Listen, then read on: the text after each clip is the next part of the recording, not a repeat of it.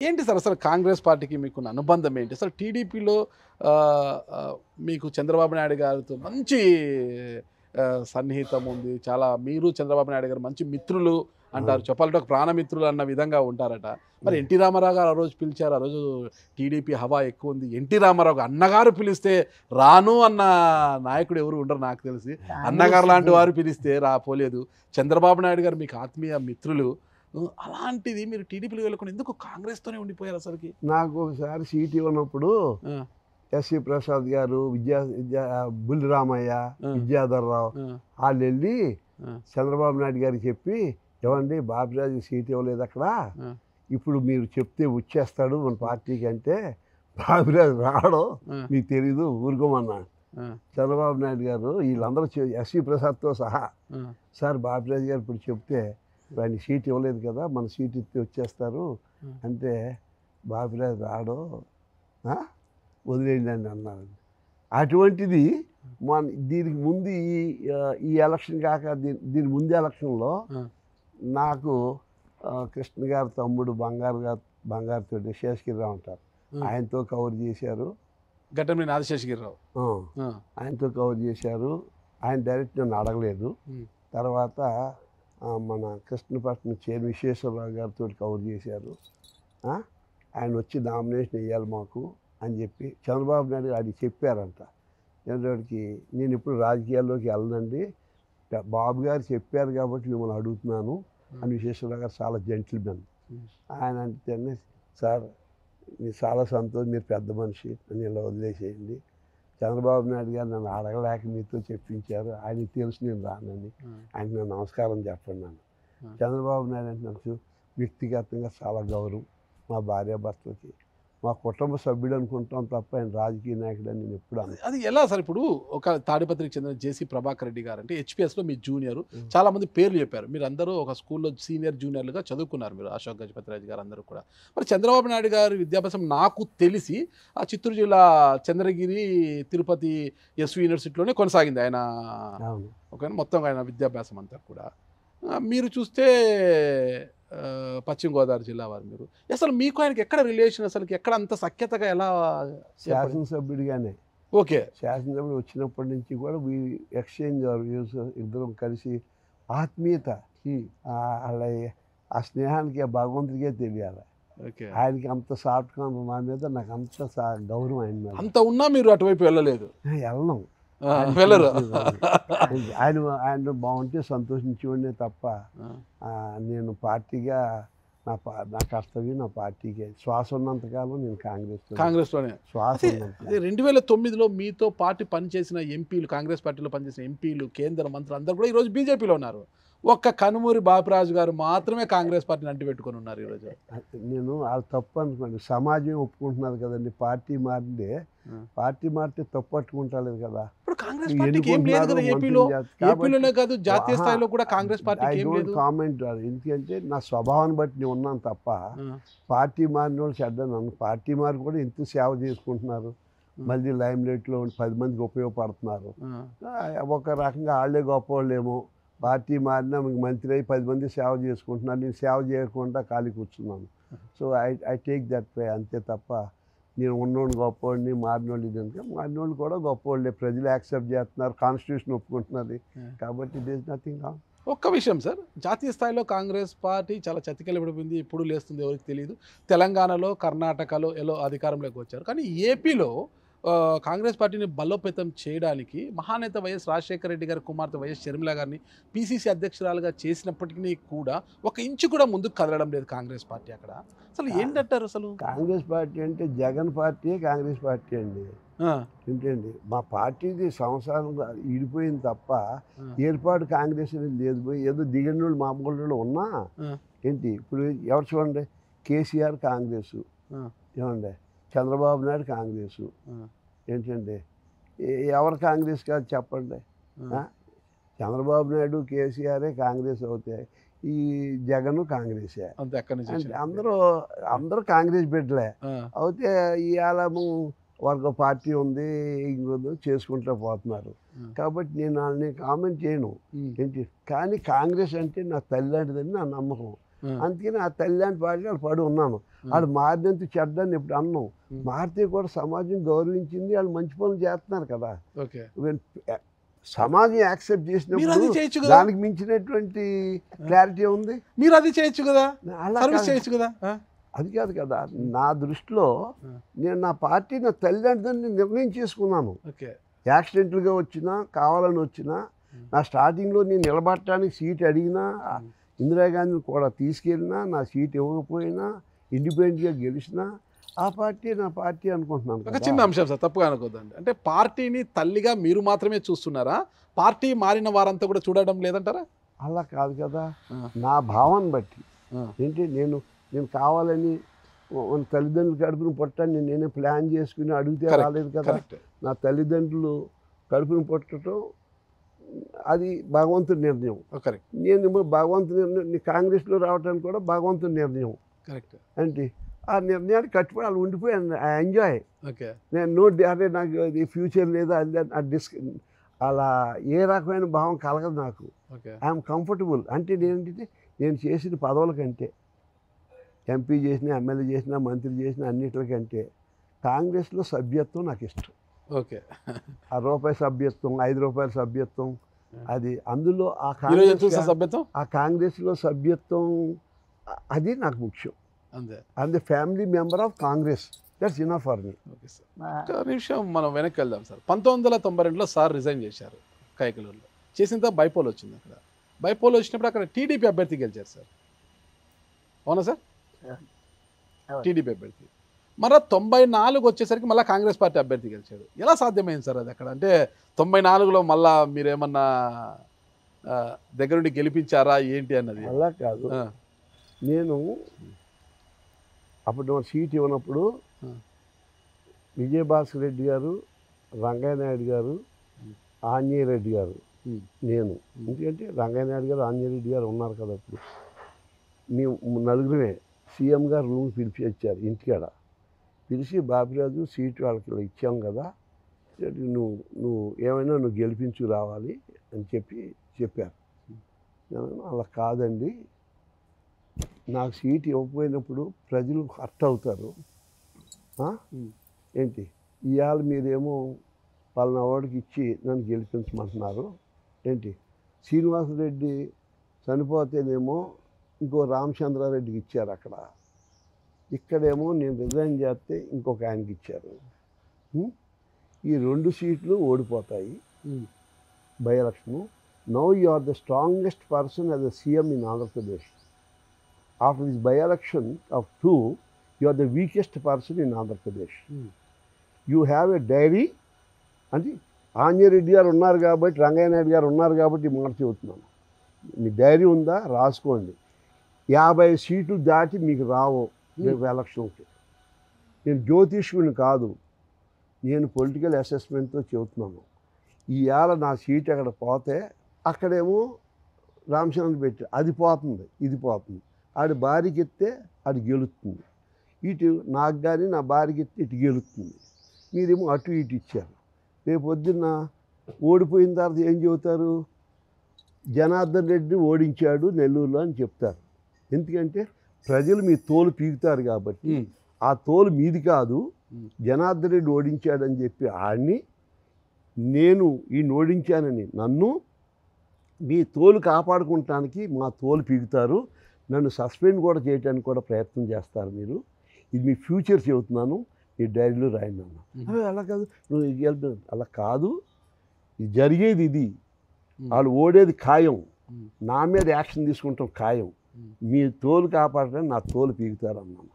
అలాగే ఓడిపోయిన తర్వాత నన్ను సస్పెండ్ చేయాలని చెప్పి ఏఐసిసి మీటింగ్లో ఈయనేమో డిసిప్లినరీ కమిటీ చైర్మన్ ఈయన విజయభాస్కర్ రెడ్డి నోటీస్ ఇచ్చారు, తప్పు చేసినందుకు నన్ను సస్పెండ్ చేయాలని చెప్పి పెడితే అప్పుడు బలరాం జాకర్ గారు, అంటే ఈయన చైర్మన్ కదా, ఆంధ్రాది కాబట్టి ఆయనే చేయకూడదు, వెంజించుకుంటుందని ఆయన చైర్మన్గా తప్పుకుని బలరాం జాకర్ వైస్ చైర్మన్ని కమిటీలో యాక్షన్ తీసుకోమని నన్ను పెట్టారు.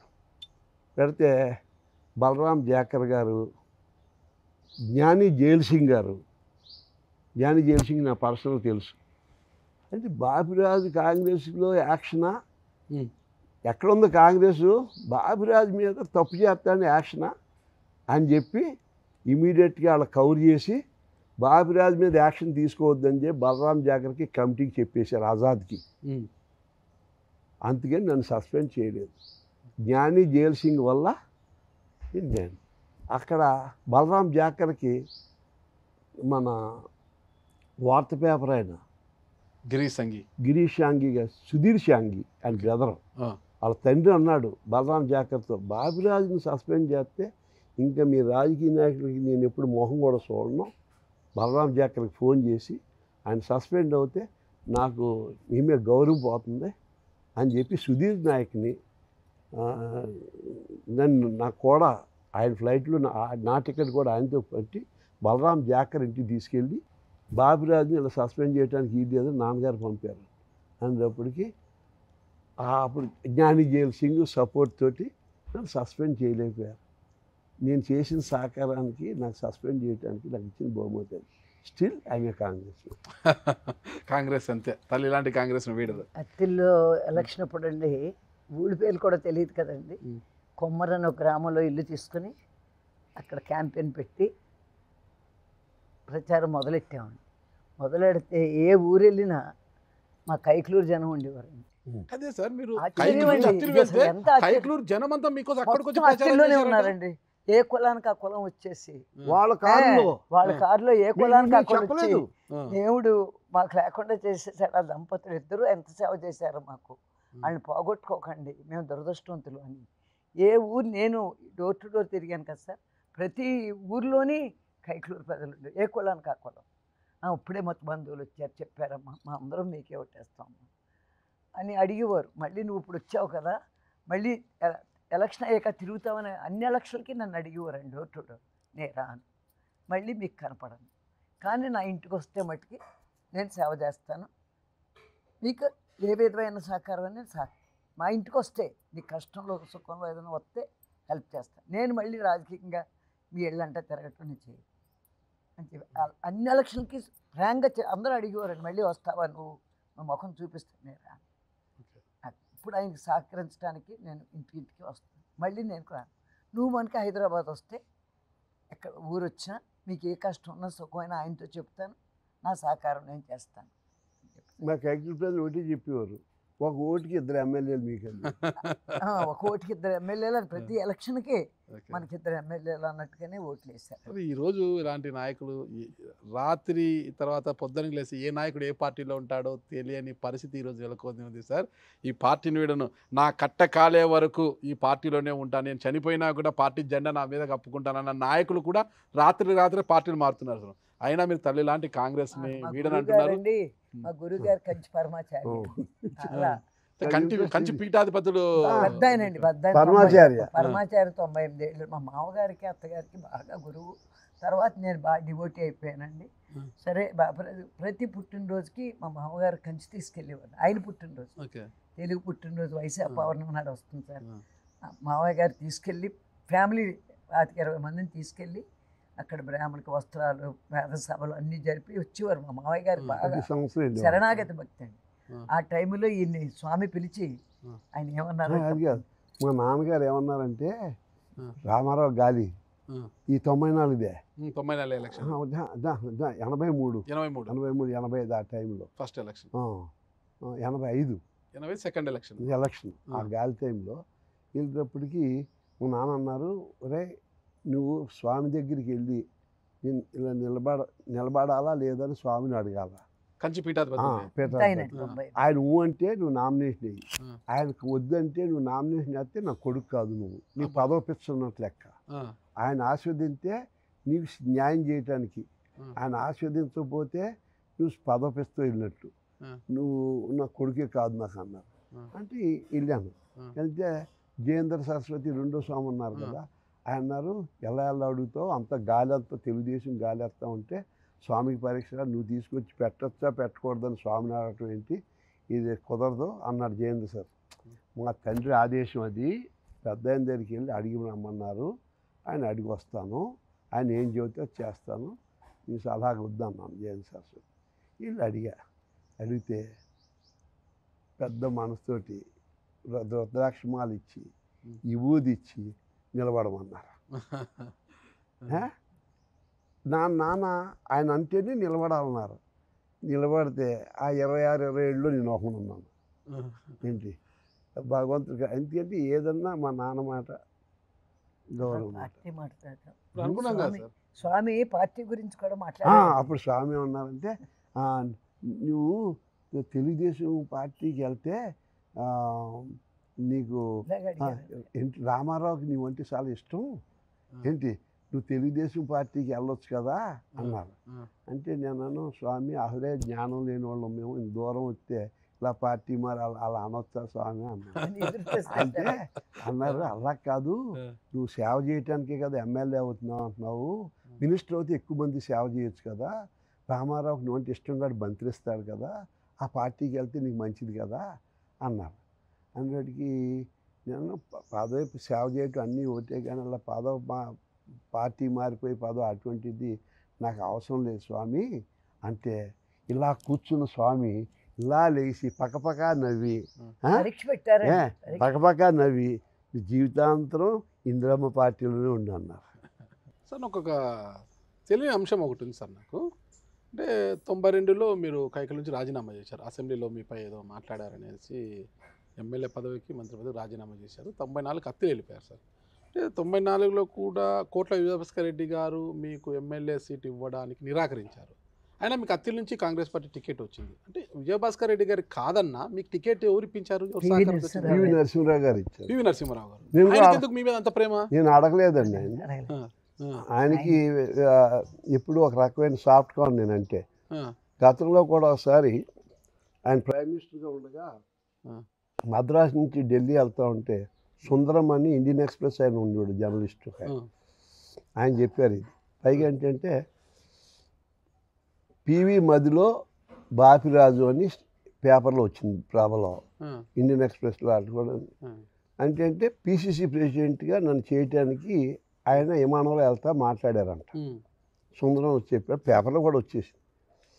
అప్పుడు విజయభాస్కర్ రెడ్డి గారు దాన్ని ఇది మళ్ళీ పీసీసీ ప్రెసిడెంట్ చేస్తున్నాడు అని చెప్పి మొత్తం మీద ఆల్మోస్ట్ ఫైనలైజ్ అయిపోయింది. కాకుండా రాజ్భవన్లో ఓటింగ్ పెట్టి ఎమ్మెల్యేలతోటి రోషయ్య గారికి మెజార్టీ చూపించి నన్ను తీసేసాడు. అది ఆయన మనసులో ఉంది, బాపిరాజుని ఏదో చేయాలని. వీడు సీటే లేకుండా పీసీసీ చేద్దాం అనుకున్నవాడిని ఆపేశారు వీళ్ళు. ఎమ్మెల్యే సీట్ ఇంపార్టెంట్ అని చెప్పి వితౌట్ మార్నింగ్ 9 o'clock అనౌన్స్ అయ్యి స్టేట్ కమిటీ ఏఐసిసి ఆఫీస్ 9ంటికి అనౌన్స్ చేసేది, ఈవినింగ్ 5 o'clock దాకా ఆపేశాడు పివి గారు.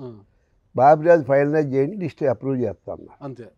అందుకే నా మధ్యాహ్నం నాకు ఓడించడానికి శివరామరాజు మీద అయితే ఓడిపోతాడు అని ఇచ్చారు. నన్ను గెలుపుతుంది లేదు, శివరామరాజు మీద ఓడిపోతాడు అని ఇచ్చారు.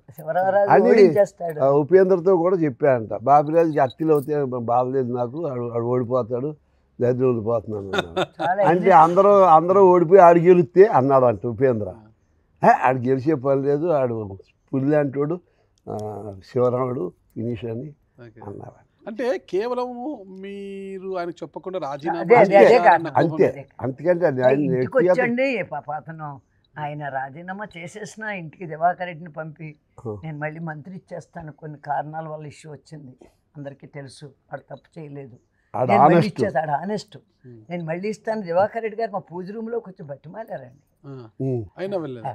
అని ఇంత జరిగినా మీరు పార్టీ మారలేదు. 98లో వాజ్పేయి గారు ప్రధానమంత్రిగా ఉన్నప్పుడు కూడా మిమ్మల్ని బీజేపీకి రమ్మన్నారు. బీజేపీ దక్షిణ భారతదేశంలో బలోపేతం కావాలి, ఉమ్మడి ఆంధ్రప్రదేశ్కి మీరు బీజేపీ అధ్యక్షుడు కావాలి అని కూడా వాళ్ళు కోరారు, మిమ్మల్ని పిలిచారు కదా సార్. మహామహులంతా మీ దగ్గరకు వచ్చారు, మహామహులంతా. అయినా మీరు అక్కడ వెళ్ళలేదు, చిరునవ్వుతోనే తిరస్కరించారు. ఎవరెవరు వచ్చారు సార్ ఇప్పుడు బీజేపీ నుంచి మిమ్మల్ని అడిగిన వాళ్ళు? అంటే స్టార్టింగ్లో అయితే వెంకయ్య నాయుడు గారు వాజ్పేయి గారు అడిగేవారండి. అది ఈయననివాడు వెంకయ్య నాయుడు గారు ఇందిరాగాంధీని అమ్మ అమ్మ అంటూ ఉంటాడు, వీడు ఇది మనకు రాడు అంటూ ఉండేవారు. అదే ఒక రోజున అన్నారు, ఇప్పుడు అమ్మగారు ఇప్పుడు లేరు కదా, షీఈ్ నో మోర్, వాజ్పేయి గారు ఇప్పుడు అమ్మ లేదు కదా, ఇప్పుడు రావచ్చు కదా అని అన్నారు కొన్నాళ్ళకి. తర్వాత ఏమో ఇంకా అలాగే వద్దని ఉండు కదా. తర్వాత రాజీవ్ గాంధీ గారు ఇదేంటంటే ఆయన కూడా లేరు కదా, ఇప్పుడు రావచ్చు కదా ఆ, అని అన్నారు. ఆ కుటుంబం అంటే నాకు ఇంట్రెస్ట్ అని ఆ, అడిగి లేదు సార్ నీ జీవితాంతరం ఆ పార్టీ ఆ కుటుంబం అంటే నాకు ఇష్టం సార్ అని అన్నాను. అలా అడిగా అప్పుడు అద్వానీ గారు దీన్ని టేకప్ చేశారు. ఇది ఇనిషియల్గా వెంకయ్య నాయుడు గారు మొదలెట్టింది. ఉమ్, అద్వానీ గారు సీరియస్గా తీసుకున్నారు. ఉమ్, విద్యాసాగర్ గారికి చెప్పి ఏమైనా బాపిరాజు మన బీజేపీ తీసుకురావడానికి నువ్వు కూడా వర్కౌట్ చేయమని ఆయన కూడా చెప్పడం జరిగింది. ఆయన ఒక రోజుని ప్రత్యేకంగా పార్లమెంట్లో ప్రైమ్ మినిస్టర్ గారు రూమ్ తీసుకొచ్చి వెంకయ్య నాయుడు గారు, అద్వానీ గారు, వాజ్పేయి గారు, జార్జ్ ఫెర్నాండెస్ గారు, యశ్వంత్ సిన్హా గారు, ప్రమోద్ మహాజన్ గారు, సత్యనారాయణ గారని ఈస్ట్ గోదావరి మినిస్టర్ గారు, మన ఈయన విద్యాసాగర్ గారు అందరూ ఉండగా ఇలా మన 10 నిమిషాలు మనం మాట్లాడారు. నువ్వు రావాలి అంటే దేశాలు చిన్న లేని ఇలాగే ఉంటానంటే అంటే వాడు అద్వానీ గారు అని ఫైనల్గా ఏమన్నారంటే ఒక పని చేయి ఇలా party pretend as if you're leaving the party అని ఇలా నటించి వాళ్ళన్నా వాడుకుంటారు, వాళ్ళు వాడుకుంటలేదు, నువ్వు వాడుకుంటే రావటలేదు నువ్వు ప్రిటెండ్ అని నవ్వుకుని ప్యాట్ చేసి వదిలేశారు. భయపడతారు కాంగ్రెస్ వాళ్ళు, భయపడి నీకు పిసిసి అధ్యక్షుడు ప్రిటెండ్ వాళ్ళు యూజ్ చేసుకుంటారు కనీసం. నేను భయపడటం కాదు, నేమే యూజ్ యూ ఆడు వాడుకోరు, నేను వాడుకుంటా అంటే రావో అని చెప్పి నవ్వి ఇలా ప్యాట్ చేసి సరే నువ్వు రావని మాకు తెలిసిపోయిందని వదిలేశారు. అంత ఇదిగా గౌరవంగా తిరస్కరించి గొప్పవారు ఎక్కడుంటారు సార్? ఏమి జరిగినా పార్టీని మాడకుండా, తల్లి లాంటి పార్టీని మానకుండా తల్లి ఒడిలోనే ఉండాలని కోరుకోవడం అనేది కూడా చాలా గొప్ప.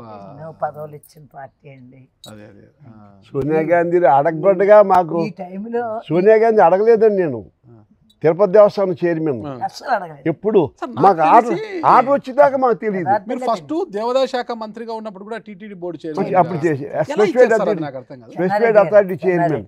ఇప్పటిదాకా మంత్రి చైర్మన్ 2 ఒకసారి చేసింది లేదు sir. Specified authority chairman and endowment minister and legislative minister at a time. Okay, నాకు తెలిసి సోనియా గాంధీ గారు మీకు 2009 సార్ మీకు ఇచ్చింది చైర్మన్ టీటీడీ బోర్డు చైర్మన్. ఓకేనా, 2 పర్యాలు వరుసగా ఉన్నారు. కిరణ్ కుమార్ రెడ్డి గారు గవర్నమెంట్ కూడా మీరు ఉన్నారు. అంటే డికే ఆదికేశవ నాయుడు గారి తర్వాత మీరే అనుకుంటా సార్ ఉండింది. అవునండి. అంటే అప్పుడు డికే ఆదికేశవ నాయుడు గారిని టీటీడీ బోర్డు చైర్మన్ చేసినప్పుడు అందరూ ఆయన లిక్కర్ డాను, టీటీడీ అంత తిరుమల దేవస్థానం కలుషితం అయిపోతుంది, లిక్కర్ డాన్ని తీసుకొస్తాను ఒక అపవాదం వచ్చింది. దాని అపవాదం నుంచి తుడిపేయడానికే సోనియా గాంధీ గారు మీలాంటి వారు ఉంటేనే బాగుంటుంది మిమ్మల్ని తెచ్చి అక్కడ. మనకు తెలియదు. ఆయన భక్తుడు అండి. ఆదికేశవ నాయుడు మట్టి స్వామి మహాభక్తుడు. ఎన్నో కార్యక్రమాలు చేశాడు.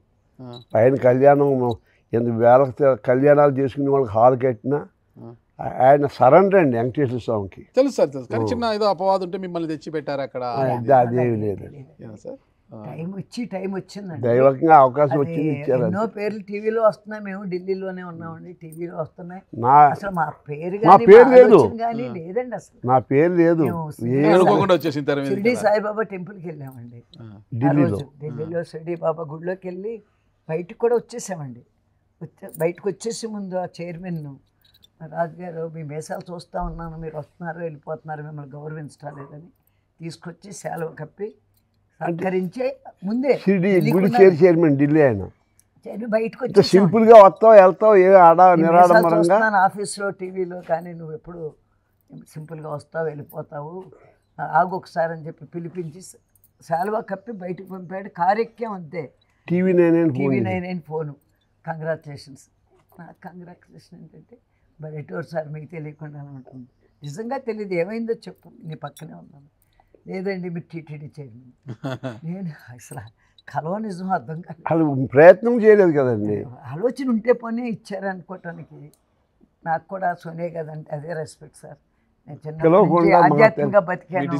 చివరిలో 3 సంవత్సరాలు నాకు ఈ భాగ్యం ఇచ్చిన తల్లికి ఎప్పుడు రుణపడి ఉన్నాను. ఏ పార్టీకి వెళ్ళినా భగవంతుడు కూడా మమ్మల్ని క్షమించలేదు సార్. నాకు ఒకటి అర్థం కాలేదు. ఫస్ట్ మీరు 1978లో మీరు ఎమ్మెల్యే అనుకుంటా. నాన్నగారికి హెల్త్ బాగాలేక ఆసుపత్రిలో ఉంటే నాన్నగారు అసెంబ్లీ సమావేశాలు జరుగుతున్న సమయంలో నాన్నగారిని చూడడానికి మీరు వెళ్ళారు. నాన్నగారు అప్పుడు మీకు ఏదో అసెంబ్లీకి వెళ్ళకుండా ఎందుకు వచ్చావు అనేది చెప్పారు. ఏం జరిగింది సార్ ఆ రోజు? అంటే అసెంబ్లీలో చూడటానికి వెళ్ళినప్పుడు ఆయన వాచ్ టైం చూసుకున్నారు. ఇప్పుడు అసెంబ్లీ నడుస్తున్నారు కదా, ఇప్పుడు వచ్చేవేంటి అన్నారండి. అన్నిటికీ స్టార్ట్ అయిందండి, మళ్ళీ వెళ్ళిపోతాను నేనంటే అలా కాదు, శాసనసభ అంటే ప్రజల ప్రతినిధిగా నువ్వు ఉన్నావు, నీకు ఐక్యూట్ ప్రజల తరఫున వెళ్తున్నావు. నువ్వు వాళ్ళని అవమానం చేసినట్టే, అసెంబ్లీలో మానేస్తే అవమానం చేసినట్టే నువ్వు ప్రజాప్రతినిధిగా శాసనసభలో వాళ్ళు ఫీల్ చేయాలా ఏంటి? నువ్వు మాట్లాడినప్పుడు మాట్లాడి బయటికి వెళ్ళిపోవటం కాదు. శాసనసభలో అందరి మాటలు వినాలి, సమయాన్ని బట్టి నువ్వు సమయం తీసుకుని మాట్లాడాలి. ప్రజాప్రతినిధిగా నువ్వు స్టార్ట్ అయిన తర్వాత అడ్జాన్ అయ్యేదాకా నువ్వు అసెంబ్లీలో నీవు వాళ్ళ ప్రతినిధిగా వాళ్ళని గౌరవించినట్టు అవుతుంది. ఎప్పుడు కూడా నువ్వు అసెంబ్లీలో నన్ను చూడటానికి రాకు, అయ్యాకే రా అని ఆదేశించి వెంటనే పంపి. సరే, ఎంత గొప్ప మనసు. ఎందుకంటే ఈరోజు అసెంబ్లీలో కావచ్చు, పార్లమెంట్ సమావేశాల సందర్భంగా కొంతమంది పార్లమెంటేరియన్స్ అంతా కూడా డుమ్మా కొట్టి ఇక్కడే పార్టీ ఆఫీసుల చుట్టూ, అధినేతల చుట్టూ ప్రదక్షిణలు చేస్తుంటారన్నమాట. అలాగే అసెంబ్లీ లోపల హౌస్లో ఉండకుండా ఎమ్మెల్యేలు చాలామంది బయట కూర్చొని, అసెంబ్లీ ప్రెమిసెస్ ఉంటుంది, బయట కూర్చొని పిచ్చాపాటిగా మాట్లాడుకునేవారు కోకొల్లలు, అంటే క్యాడర్తో కావచ్చు, మీడియాతో కావచ్చు, వాళ్ళతో వీళ్ళతో పిచ్చాపాటిగా మాట్లాడకుండా, సొల్లు మాట్లాడకుండా ఉండే వాళ్ళు కూడా కోకొల్లలు ఉన్నారు సార్. ఇక్కడ ఎమ్మెల్యేలు చాలామంది ఉన్నారట. అసలు ఈరోజు ఈ పరిస్థితి ఉందిరా? చట్టసభలు అంటే గౌరవం లేదు. ఎమ్మెల్యేగా గెలిచాము, ఏదో 5 ఏళ్ళు మనం అలా ఒక దర్బారు వెలగ పెడతాం, ఒక రాజులాగా ఉంటాం అనుకునేవారు తప్పితే, అంటే అసెంబ్లీకి వెళ్ళాలి, ప్రజా సమస్యలపై మనం గలం వెత్తి మాట్లాడాలి, అసెంబ్లీని బాయ్కాట్ చేయకూడదు. మనము అసెంబ్లీకి వెళ్ళకపోవడమే పెద్ద తప్పు. ప్రజాక్షేత్రంలో ప్రజాస్వామ్యబద్ధంగా గెలిచిన నాయకుడు అసెంబ్లీకి వెళ్ళకపోవడం చాలా తప్పు అనమాట.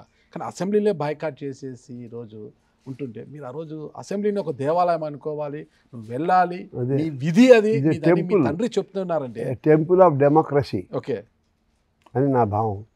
మరి ఈ రోజు పరిస్థితి చూస్తే మీకు ఏమనిపిస్తుంది సార్? చాలామంది అసెంబ్లీని బాయ్కాట్ చేస్తున్నారు. వెళ్ళిన వారు కూడా హౌస్లో చాలాసేపు కూర్చొని 10-15 నిమిషాలు కూర్చొని సహచరులు మాట్లాడుతున్న సమయంలో కూడా బయటికి లేచి వచ్చి ఇలా బయట కుర్చీలలో కూర్చొని పిచ్చాపాటిగా సొల్లు మాట్లాడుకుంటుంటారు. ఎలా అనిపిస్తుంది సార్ మీకు ఇవన్నీ చూస్తే? దీనికంటే విషయం చెబుతున్నాను. మీకు వాజ్పేయి ప్రైమ్ మినిస్టర్గా ఉన్నప్పుడు సార్, నేను అపోజిషన్లో ఉండి పార్లమెంట్లో నా స్పీచ్ అంతా లైవే కదండి, you can go to record, తర్వాత తెలుసుకోవచ్చు కూడా. మీరు వాజ్పేయి గారిని నేను అడ్రస్ చేసి, sir, it has become a formality to call as a honourable members. We hardly have honour in the society for hour politicians. It pains me because to go to a movie with a family is very difficult, because almost in every picture they show the politician as a villain. Half day they will see the parent, half day they see the screen. Is my dad the same? That's the situation, because the people are so accepting, because our system has been so low. But we can't keep quiet at that time. We have to restore our honor. For instance, I am telling the truth now. I got elected as MP, and I spent crores of rupees which I am not supposed to spend. I am guided by Election Commission of India. I exceeded the limits and I spent crores of rupees to come to the August House. And the collector representing the Election Commission of India certified my expenditure has been genuine. You know why? Because I given wrong documentation of expenditure to my collector. The collector believed and certified me. The truth is that I have given the wrong documentation expenditure. I spent crores of rupees which I am not supposed to. Then please suspend me. Take action against me. What else evidence you want? I am an evidence to you that I spent like this. Please suspend me, dismiss me, so that the future politician can be rectified better. Sack me, please. అని fold handed దండం పెట్టి అడిగాను నేను పార్లమెంట్లో. అడిగితే they could not believe. ఏంటి ఒక MP అన్నాను. I said is a temple of democracy అనగానే గుర్తొచ్చింది నాకు. Is a temple of democracy where I am in. I am talking the truth from my heart. దేవాలయంలో నిజాలే మాట్లాడాలి. So please, Vajpayee ji, Mr. Prime Minister, please take action against me. Save the democracy. Restore the honor to the politician. Please, let me be sacked and చెప్పాడు. They did not take action. And high court judge ఆయన ఎక్కడో ఈ rating చదివి phone చేశారు. I heard your speech in the parliament, can I believe this అని చెప్పి Karnataka I think Bengaluru I don't know who the judge is. He is a justice from Bangalore. He spoke to me and said, I heard your speech. Can I believe this? A man talking like this. Oksari, Election Commission of India, second man I think. We went in the airport. We discussed the same thing. Yes, I know about it, what you spoke. Yeah, we just can't believe on nine కూడా అన్నారు. So నేను చూడటానికి అదొక రకంగా ఉంటాను కానీ అదొక రకంగా హీరో లాగా ఉంటాను కానీ బట్ లో ప్రొఫైల్ మ్యాన్. నేను వాస్తవానికి దగ్గరికి పడతాను ట్రై చేస్తానని బూస్టప్ చేయటం లేకపోతే ఏదో రకంగా చేయటం. నేను మా అమ్మ అన్నట్టుగా గడ్డి పరకలు అంటుండి సెట్ గడ్డి పరకలు అంటుండి అనుకున్నప్పుడు నాకు ఏది ఉన్నా నాకు ఎక్స్ట్రా. ఓ రూపాయి ఉన్న ఎక్స్ట్రా, ఓ బంగ్లా ఇచ్చినాక ఏ పదవి ఇచ్చినా ఎక్స్ట్రా. నేనే గడ్డి పరక అనుకున్నాను అనుకోండి, anything is extra for me. ఆ రోజు మీ రోజుల్లో సార్ అంటే ఇంత విలువలతో కూడుకున్న రాజకీయం చేస్తే అసలు రాజకీయాలకి ఈరోజు విలువ లేకుండా పోతుంది కదా, దీన్ని బట్టి ఏమనిపిస్తుంది సార్ మీకు అసలు? అదే ఈ మాట అన్నారా, నేను ఇండిపెండెంట్గా నామినేషన్ వేసి వచ్చినప్పుడు మా ఫాదరు ఇలా నేను ఎవరికైనా ఓటు వేయించాను కానీ నాకు ఓటు అడగలేదు, నువ్వు నా కడుపుని ఎలా పుట్టారా పదవి పెచ్చోడు, ఎమ్మెల్యేగా ఎందుకు పోటీ పెట్టేసింది, పైగా నీవేమన్నా నీలం సంజీవ్ రెడ్డివా కాళహస్తిలో అనంతపురం వెళ్ళి కాళహస్తిలో నిలబడటానికి, నీది వెస్ట్ గోదావరి ఉండి నియోజకవర్గం నుంచి కైకలూరు పెడుతున్నావు నువ్వు, నీకు కావాలంటే ముందులో పెట్టుకో, నా అబ్బాయికి పదవి పెచ్చు ఉంది అని నలుగురికి దండం పెట్టి కానీ డిపాజిట్లన్నీ వస్తాయి, నీకు అక్కడ ఎందుకురా బాబు అని చెప్పి గంట సేపు బతిమాలి నువ్వు ఫారెన్ పంపుతాను, ఒక 6 మాసాలు తిరిగిరా, నేను బతుకుండగా నీ ఏ లోటు లేదు, భగవంతు దయలు మనకు అన్నీ ఉన్నాయి, ఈ పదవి జోలికి వెళ్ళొద్దు, రాజకీయాలంటే గౌరవం లేని రోజుల్లో నీకు పదవి పుచ్చేసిందిరా, ఇవాళ విలువ ఉందనుకుంటున్నావా పాలిటిక్స్లోని, అటువంటి చోట నీకు పదవి కావాల్సి వచ్చిందమ్మా అని చెప్పేసి బతిమాలి. చివరికి ఏమన్నారంటే చెప్పి అలసిపోయి ఏంటి రే నా మాటలకి రాళ్ళు కరిగాయి, నీ మనసు కరగలేదు, ఇంత పదవి పెట్టాలి నువ్వు నా కొడుక, నాకు డౌట్గా ఉందరా అని 2 కాళ్ళకి పట్టుకుని చెయ్యి దండం పెట్టి వద్దమ్మా దీనికి అడిగారు.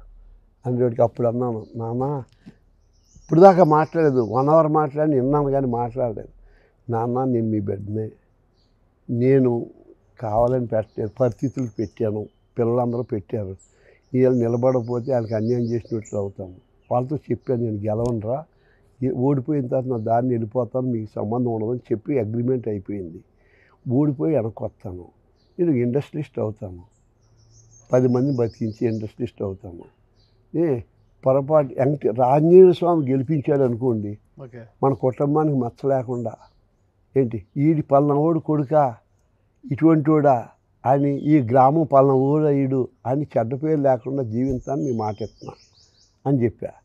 ఆ మాటే నా కవచం అయిపోయింది. ఏది తప్పు చేయాలన్నా నన్ను చేయనివ్వదు, నా తండ్రి మాట, నా గ్రామం, నా శ్రేయోభిలాషులకి నేను ఎలా ఉంటానని ఎక్స్పెక్ట్ చేస్తున్నాను, అలాగే ఉండాలని నా కోరిక. అందుకని ఉన్నాను తప్ప యాంబిషన్ ఓవర్ కాదు.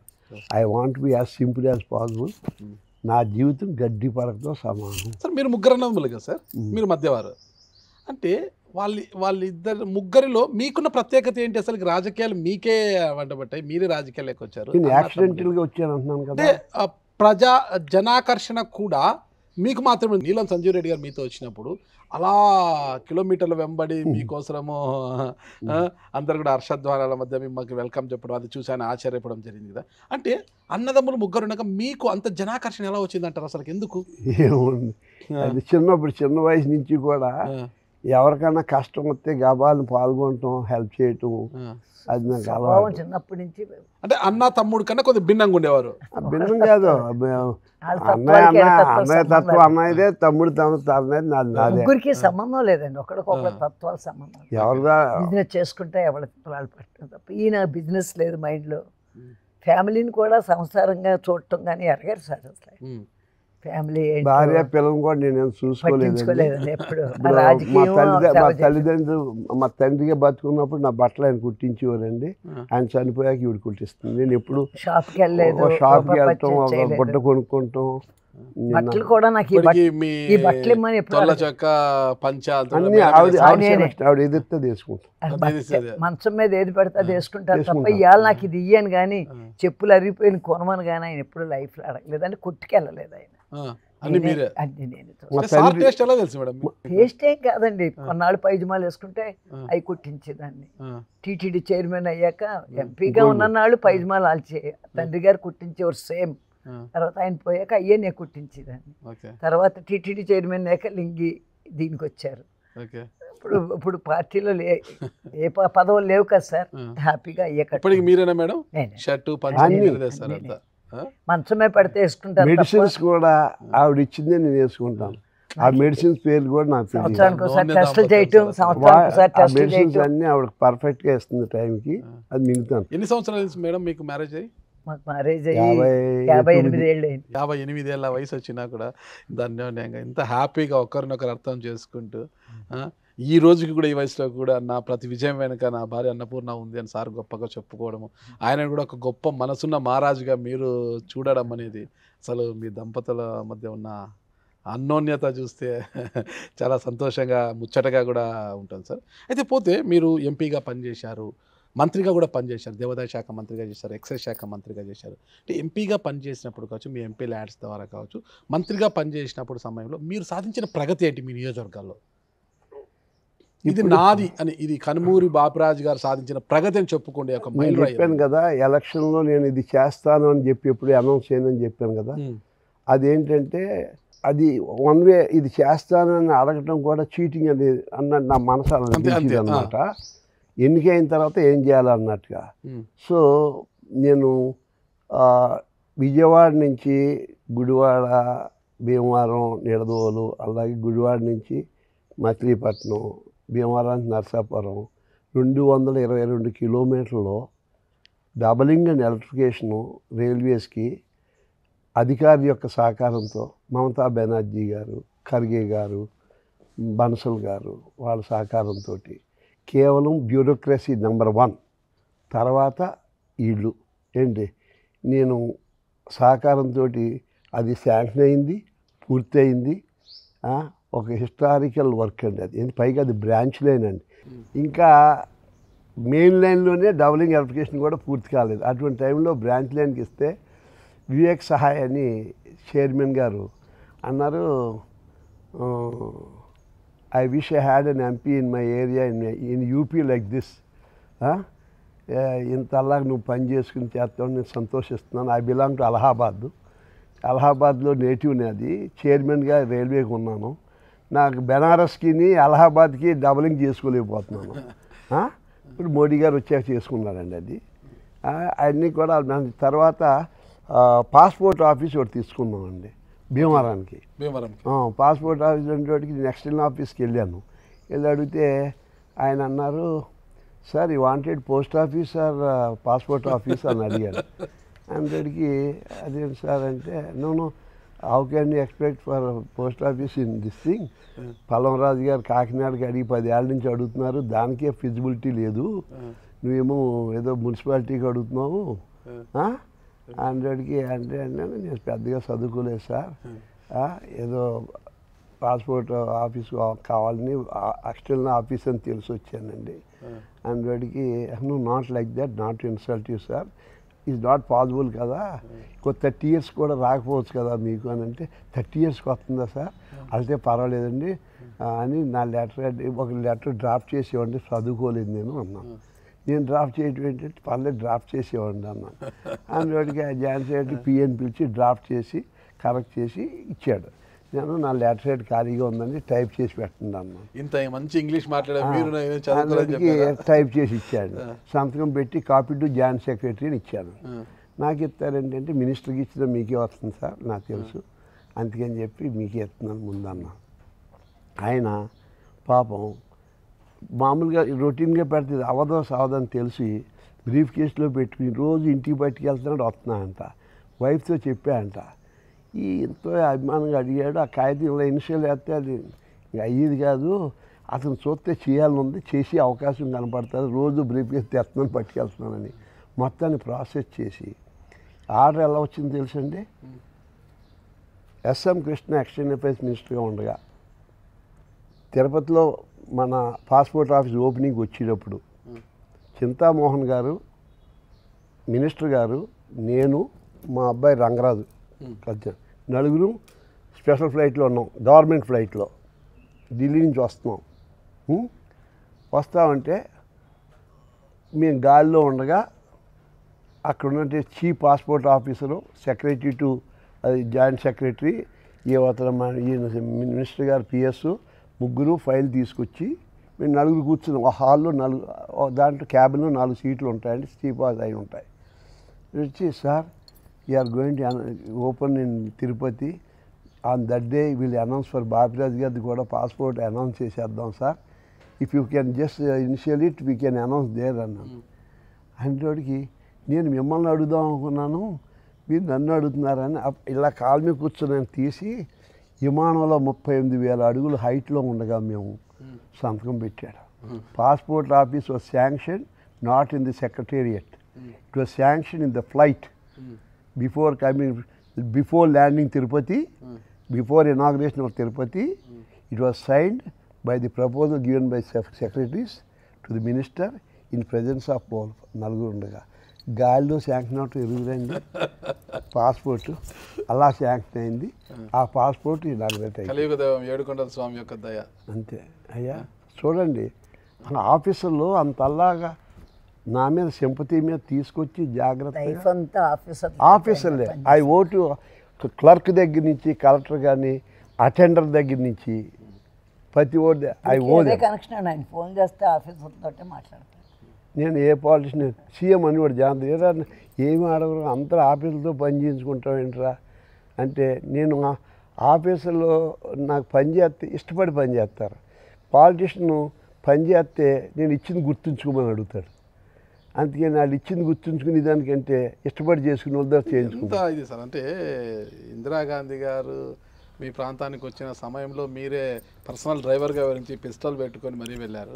అంటే 1970 అనుకుంటే ఇందిరాగాంధీ గారిని జీవితాలకు అదే పార్లమెంటేరియన్గా డిస్క్వాలిఫై చేసినప్పుడు కూడా ఆమె చిక్మంగళూరుకి వస్తే కూడా ఆ సమయంలో కూడా మీరే వెళ్ళారు అక్కడికి ఇందిరాగాంధీ గారు. ఏంటి సార్ ఆ ఎపిసోడ్ ఏంటి సార్ అసలు ఏంటి ఆ ఎపిసోడ్ ఏంటి సార్ అక్కడ? ఏముందండి, ఎలా ఎలక్షన్లో ఆవిడ నిలబడుతున్నదని చెప్పి క్యాన్వసింగ్కి వెళ్ళాను. వెళ్ళి ఆవిడతోటి 15 రోజులు గడిపాను. ఏంటి ఆవిడ కష్టంలో పాల్గొంటున్నాను. ఆవిడ నన్ను బిడ్డలాగా చూసింది కానీ నేను పాలిటిషియన్గా చూడలేదు. మా తల్లి నేను దేవరాజాస్ పెట్టిన పాదయాత్ర పెట్టిందని కూడా అమ్మ రేపు పొద్దున్న మీరు వెళ్ళకండి అక్కడికి, దేశంలో ఉన్న యూత్ అందరూ వచ్చి అక్కడ జనతా తిరుగుతున్నారు, అక్కడ నువ్వు ఓట్లు అడగటం నాకు ఇష్టం లేదు, నువ్వు ప్రేమించే ప్రజలు ఉన్నారు ఇక్కడ పల్లెటూళ్ళు అటు వెళ్దాం, వెళ్తే అరసుకు మాట చెప్పు మరి అనౌన్స్ అయిపోయింది కదా అంటే నేను చెప్తే వాళ్ళు వినరో నువ్వే మానేయాలంటే just said I'm not coming. ఎట్లా అనౌన్స్ ఎట్లా మీ మాట మీద ఎందుకు అంత నమ్మకం? ఆవిడ తెలియాలి, నాకేం తెలుస్తుంది ఆవిడ నమ్మకం. ఇప్పుడు దేవరాజాస్ పెట్టిన ప్రోగ్రామ్ ఇన్ని గంటల నుంచి పాదయాత్ర అని పెట్టి పేపర్లు గీపర్లు బ్యానర్లు మొత్తం అన్నీ పెట్టేస్తే ఐఎమ్ నాట్ కమింగ్ అంది అంతే. నా పేరు చెప్పొద్దు అన్నాను. అడ్జస్ట్ కాదు. ఇప్పుడు ఏం చేస్తామంటే విలేజ్ అడ్వర్టైజ్మెంట్ చేయలేదు, అక్కడ ఎవరు ఉంటారు, అక్కడ రూట్ మ్యాప్ లేదు కదా అంటే ఏ రూట్ అయినా పర్లేదు ఆ జీప్ ఎక్కుతాను వస్తానంది. ఆ జీప్ ఎక్కి తిరిగేసాం సాయంకాలం 6-7 దాకా. అంతే తప్ప షీ డిడ్ నాట్ డిస్క్లోజ్ అనమాట. అంటే అలాగా ఆవిడ ఎంత ప్రేమగా ఎందుకు మా తల్లి ఆవిడ ఎక్కడ షూట్ చేసి చనిపోయిందో ఇంట్లో అదే ప్రాంతంలో హీరో అని ఒక అకాలీదళ లీడరు బోటా సింగ్, నేను, ఆమె ఎక్కడ షూట్ అక్కడే నన్ను దూరం నుంచున్నాను. యూ కమ్ ఆబ్బి పంజాబీ దిక్తే ఆవంది. ఆడు మా పార్టీలో జాయిన్ అవుతుంది, ఆడు మా పార్టీలో జాయిన్ అవుతున్నాడు అనమాట. హీరో పేరు హీరో అతని పేరు. జాయిన్ అవుతే ఎక్కడి నుంచి ఉంటాం రమ్మని చెప్పి మా అన్ని నేషనల్ పేపర్లో మాయే. ఎందుకంటే మరి పార్టీ అకాలీదళలో జాయిన్ అవ్వటం కదా. నలుగురు ఏ స్పాట్లో మేము నలుగురు దిగాం అదే స్పాట్లో she was killed by this thing. ఆ స్థలానికి వెళ్తే నాకు ఏడిపోతుంది. ఆవిడ పిలిచి ఫోటో తీయించుకున్నా. మీరు చాలాసార్లు ఇంటర్వ్యూలో ఆమె అమ్మ అమ్మ అమ్మ అన్నారు. అమ్మే అమ్మ అని కొనియాడు. ఆ అమ్మ బంధువులకు బలైంది కదా, అసలు ఎలా అనిపించింది మీకు? అసలుకి డైజెస్ట్ చేసుకోలేకపోయాను. I couldn't believe. ఆ తల్లి యాక్చువల్గా ఆవిడ రిపోర్ట్లో కూడా పంజాబీ వాళ్ళతో నీ ప్రాబ్లం ఉంది, వాళ్ళని పర్సనల్ సెక్యూరిటీలో తీసేయాలని చెప్పేసి ఐబీ రిపోర్టు హోమ్ మినిస్టర్ ద్వారా పివి నరసింహరావు హోమ్ మినిస్టర్ ఆ రిపోర్ట్ వెళ్ళింది. నాకు ఎవరు ఐబీ డైరెక్టర్ చెప్పాడు నాకు తర్వాత. ఇది రాస్తే అప్పుడు ఆవిడ పర్సనల్ స్టాఫ్ని తీయడానికి ఆవిడ అనుమతి లేకుండా తీయకూడదు. ఓకే, మిగతా ఎవరినైనా తీసేయచ్చు, బట్ ఆవిడ పర్సనల్ స్టాఫ్ని మట్టికి ఆవిడ కన్సర్న్ తీసుకోవాలి. కరెక్ట్. అలాగా అటువంటి ఇది కొద్దిగా సెన్సిటివ్ ఇష్యూ కదా, ఆవిడ లేకుండా తీసేసుకుందామని అనుకున్నారు. పివి నరసింహరావు గారు అటువంటి డెసిషన్ తీసుకోడు కదా, అందుకని ఫైల్ పంపించాడు ఆవిడకి. ఆవిడ రాసిందంట, ఐ బిలీవ్ ఇన్ సెక్యులరిజం. ఆ సెక్యులరిజం నమ్మిన వాడిని ఈయన ఎలా తీస్తానని రాసింది ఫైల్లో. అది నాకు ఎలా చేసిందంటే ఐబీ డైరెక్టర్ చెప్పాడు కాబట్టి. మరి అదే ఆమె ప్రాణం తీసింది అనుకో, చాలా నమ్మకమే ఆమె ప్రాణం తీసింది. నమ్మకం ఏముందండి, what she believe she has done it. సావు secondary, but what she believe she done it. చచ్చిపోతావు ప్రమాదం అన్నా కూడా అది నా సిద్ధాంతానికి వ్యతిరేకం కాబట్టి ఆయన తీనమ్మా. అవును కూడా లెక్క చేయలేదు అంతే. మరి అలాంటి ఇందిరాగాంధీ గారి పైన ఎంతోమంది చాలా విమర్శలు కూడా చేస్తుంటారు కదా సార్. విమర్శ అనేది వాక్ స్వాతంత్రం ఉంది ఏంటండి, ఇంక అన్నీ ఎందుకండి. ఇప్పుడు నా దృష్టిలో ఎప్పుడు ఈ దేశం కాన్స్టిట్యూషన్ ప్రకారం 3 టైర్ సిస్టమ్. అది bureaucracy, parliamentary and judiciary. Okay, ఈ 3 ఆటల మీదే మన దేశం నడిచింది కాన్స్టిట్యూషన్ ప్రకారం అన్ని రకంగా. 4th ఎవరు వచ్చింది? మీ మీడియా వచ్చింది. ఇప్పుడు 3 స్తంభాలు కాదు, ఇప్పుడు 4లో మీడియా అనేది సృష్టించబడింది కదా సార్. సృష్టించబడి అలా కాదు, ఇంకోటి చెబుతున్నాను. ఈ 3 కంటే మోస్ట్ ఇంపార్టెంట్ ఇప్పుడు మీడియా. ఎందుకంటే యూ కెన్ స్టెరిలైజ్. ఏ ఆపరేషన్ చేయాలి, ఏ శుద్ధి చేయాలన్నా, ఏది చేయాలన్నా స్టెరిలైజేషన్ కదా. Your duty is to sterilize the system. అంటే అఫ్కోర్స్ అది ఎంతవరకు మనం చేస్తామో అంతరాత్మకి మనం తెలియాలి. ఏంటి ఎవరి పని అది చేయవలసింది. నా దృష్టిలో ఈ 3 మీద ఈ ఎనీబడీ క్యాన్ నిజంగా సమాజానికి వీళ్ళ ముగ్గురి మధ్యన గ్యాప్ని పూర్తి చేసి స్టెరిలైజ్ చేసి దీన్ని న్యాయం చేయాలంటే only media. This media, that media, I don't confine to it, but only media మీ చేతిలో ఉంది. స్టెరిలైజ్ ఏ ఇంజక్షన్ ఇవ్వాలన్నా స్టెరిలైజ్ చేసి చేయాలి కదా. అది స్టెరిలైజేషన్ డ్యూటీ మీ మీడియాదండి. మీడియా ఎవరి చేతుల్లో ఉంది అంటే ఏమంటారు సార్? ఇప్పుడు మీరు బ్యాడ్ లక్ అంటున్నాను. కొన్ని మీడియాల్లో నేనంత కామన్ మ్యాన్ అంటున్నాడు. ఈ టీవీ ఏమో ఈ పార్టీది, ఈ టీవీ ఈ పార్టీది. ప్రజాస్వామ్యంలో అది ఇష్టం మాట్లాడవచ్చు కదా. కాబట్టి ఇది అంటున్నాను, అది అంటున్నాను. నేను ఎప్పుడు కామెంట్ చేయలేదు. ప్రతి పార్టీకి ఒక మీడియా ఉంటుంది సార్. ఇప్పుడు ఎవరిని పార్టీకి మీడియా ఉంది. అన్ని మీడియాలునేమో పైయోడి చేతిలో ఉన్నాయంటున్నారు కొంతమంది. కరెక్ట్. మీరు బిలీవ్ చేస్తారు దాన్ని? Weather I believe, I doesn't believe. I'm one of the man in the society. I here and I digest, అంతవరకే తప్ప దీన్ని కామెంట్ చేయటం అన్నిట్లకంటే ఈజీ ఏంటంటే కామెంట్ చేయటం. మీరు ఏది కామెంట్ చేయండి సార్. ఒక చిన్నదానికైనా నాకు వివరం చెప్పండి సార్. పార్లమెంటుని కావచ్చు, అసెంబ్లీని కావచ్చు, ఒక దేవాలయంలో భావించి మీ కర్తవ్య నిర్వహణలో భాగంగా అసెంబ్లీకి డుమ్మా కొట్టకుండా, అసెంబ్లీ కావచ్చు పార్లమెంట్ జరిగిన ప్రతి సమయంలోనూ ఆశాంతం మీరు అక్కడే కూర్చొని మీకున్న సమయాన్ని ప్రజా సమస్యలపై గల్లం విప్పి మాట్లాడే వరకు అక్కడే ఉండేవారు. కానీ ఈరోజు ఆ ఎమ్మెల్యేలు కావచ్చు, ఎంపీలు కావచ్చు, ఆ దేవాలయాలకి వెళ్లకుండా డుమ్మా కొడుతూ బయట తిరుగుతున్నారు సార్. ఎలా అసలు వీటి గురించి ఏమంటారు మీరు అసలు చెప్పాలంటే? సార్, ఎవరికైనా సొంతంగా ఆత్మ పరిశీలన చేసుకోవాలి అంతే. నేను చెబుతున్నాను కదా, ఇప్పుడు మీడియా అంటే నాకు ఆయాల అసెంబ్లీలో మన మీడియా అంటే మన టెలివిజన్ కావాలని చెప్పి I was the first man in this country. I was the first man. ఎలా సార్? నాకు అర్థం కాలేదు. ఆ రోజు ప్రసార మాధ్యమాల్లో నాకు తెలిసి డీడీ తప్పితే పెద్దగా ఏమీ లేవు, దూరదర్శన్ తప్పితే. అయినా కూడా అసెంబ్లీని లైవ్ టెలికాస్ట్ చేయాలని అడిగిన ఏకైక వ్యక్తి అప్పట్లో హిందూ పేపర్లో కూడా బాక్స్ మరి పెట్టారు కదా. అసలు ఎలా అడిగారు మీరు? ఉన్నది ఒక్క డీడీ మాత్రం, ప్రసార మాధ్యమాలు లేవు. లైవ్ టెలికాస్ట్ చేయాలని ఆలోచన ఎందుకు వచ్చింది? ఏ రీజన్ తో వచ్చింది అసలు? ఆలోచన ఎందుకు వచ్చింది అంటారు? మన ప్రజాప్రతినిధులు మన ప్రజలకి మనం చేసే కార్యక్రమాన్ని విట్నెస్ చేయాలంటే దట్ ఓన్లీ వే మనం చేసేటట్టు మనం మనం ఏం చేస్తున్నాం, ప్రజల తరపున ఏం మాట్లాడుతున్నాం, ఆ యొక్క పార్లమెంట్ని అసెంబ్లీని ఎలా వాడుకుంటున్నాం విట్నెస్ చేసేది only this media can witness కరెక్ట్గా చూపించగలుగుతుంది.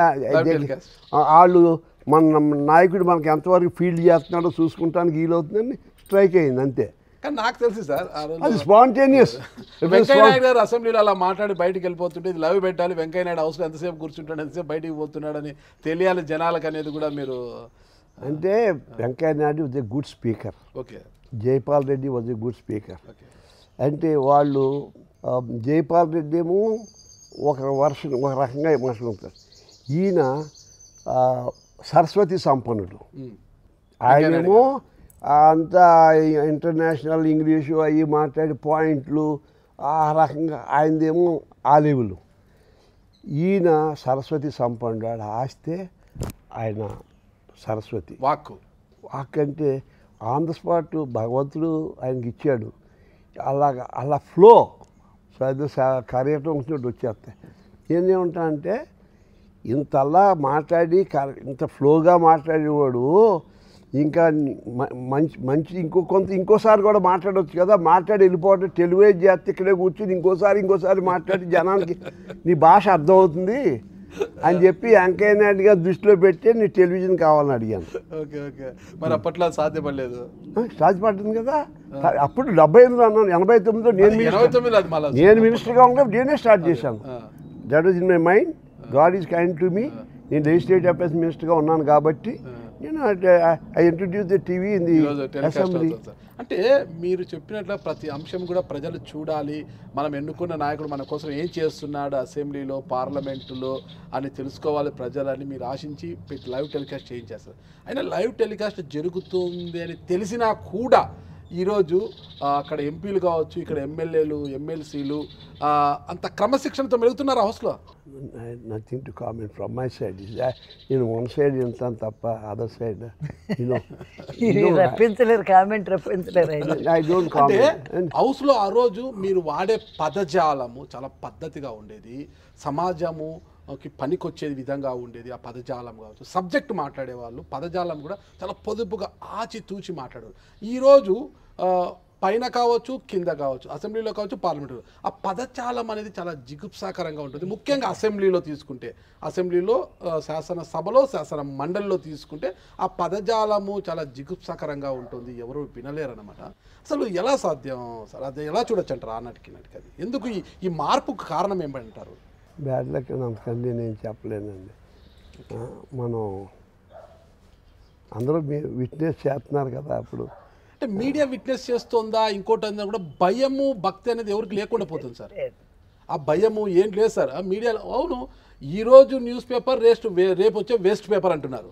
ఓకే సార్, నాయకులందరూ కూడా ఈరోజు న్యూస్ పేపర్ వేస్ట్ పేపర్, ఈరోజు వచ్చే టీవీలో 2-3 నిమిషాలు వచ్చే దాన్ని బట్టి మాకేం జరుగుతుంది, రేపు ఎలక్షన్స్ అప్పుడు నేను నోటు పడేస్తే ఓటు నా డబ్బాలో వచ్చి చేరుతుంది అనే నాయకులు ఎక్కువ మంది ఉన్నారు సార్.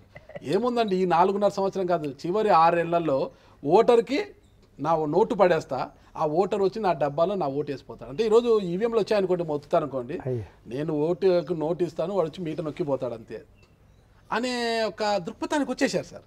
అంటే ఎలా చూడొచ్చు అంటారు ఈ మార్పు ఇంత బ్యాడ్గా వచ్చేసింది కదా, ఎలా చూడొచ్చు అంటారు? Both side wrong. ప్రజల్లో కూడా మన తప్పు ఉంది కదండి.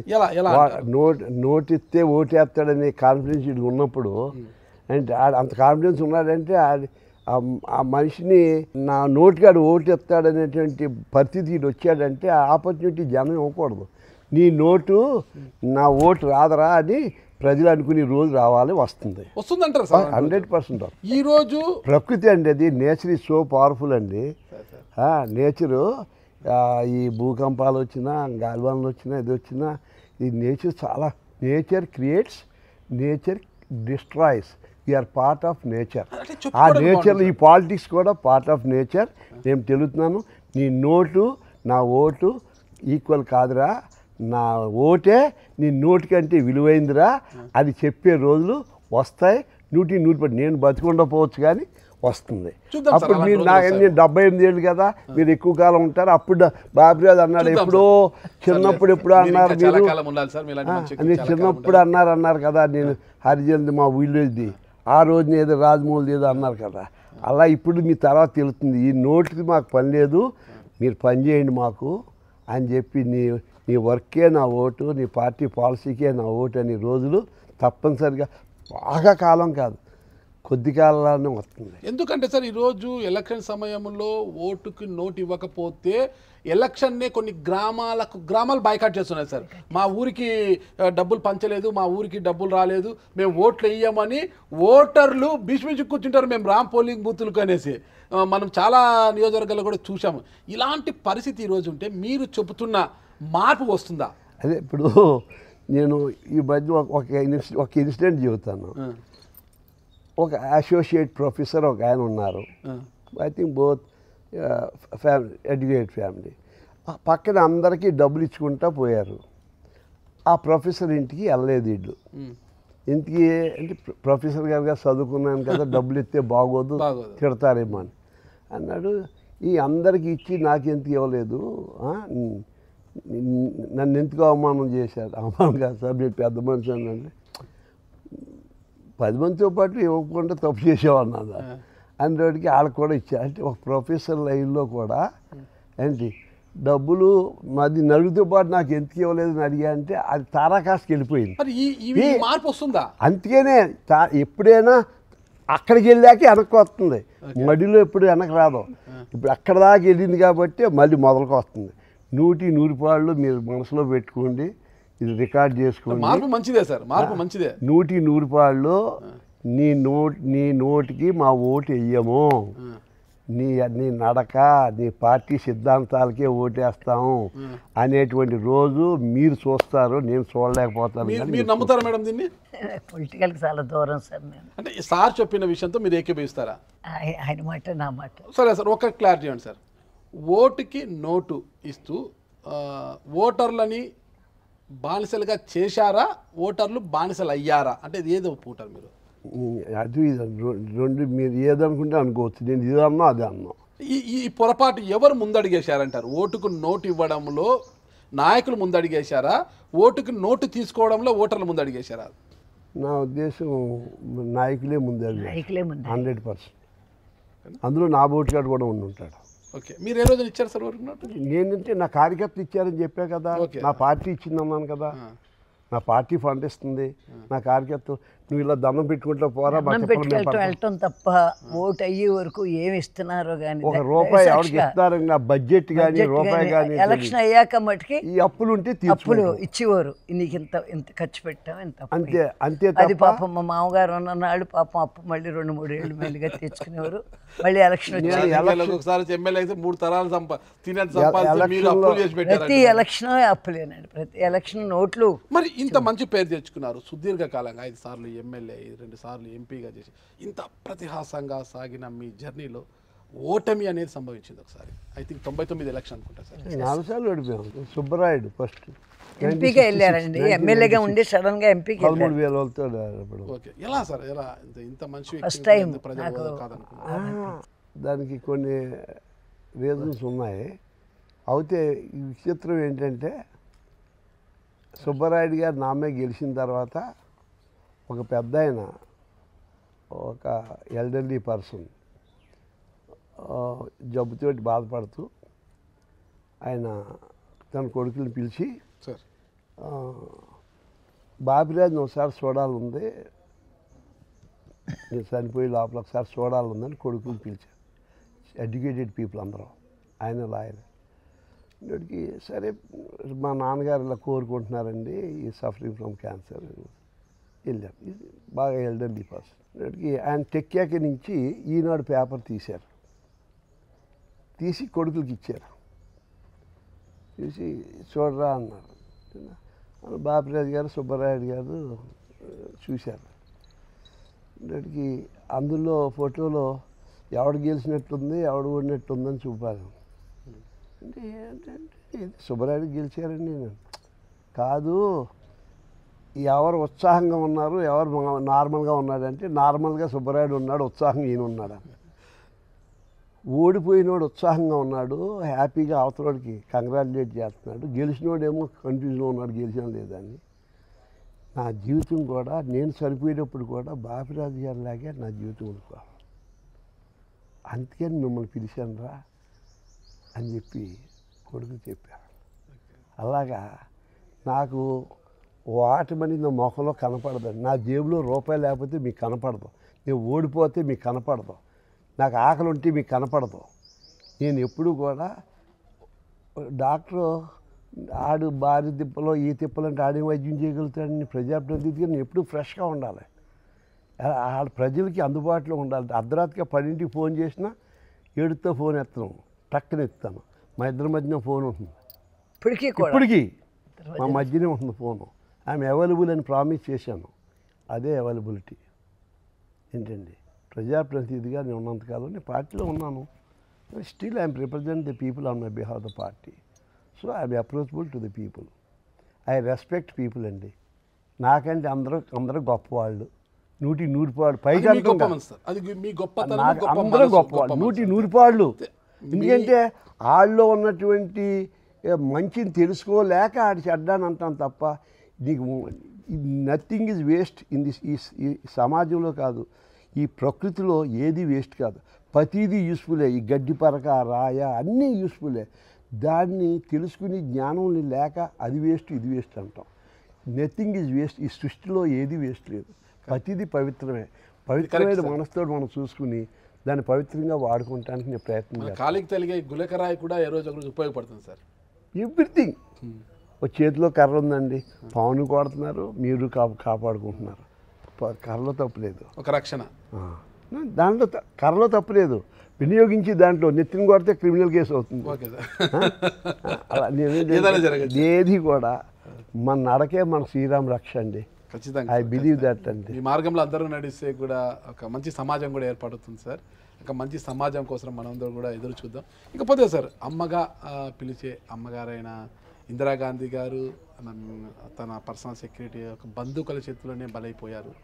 కుమారుడు రాజీవ్ గాంధీ గారు కూడా బాంబులకు బలైపోయారు. ఒకవైపు అమ్మ, సోదర సమానుడైన రాజీవ్ గాంధీ గారు కూడా, ఇద్దరు కూడా బలైపోయారు. మీకు ఎలా అనిపించింది సార్ అప్పుడు అసలు? ఇది great loss not to be to the nation sir. Great souls. చనిపోతుందని ఆవిడకి తెలుసు.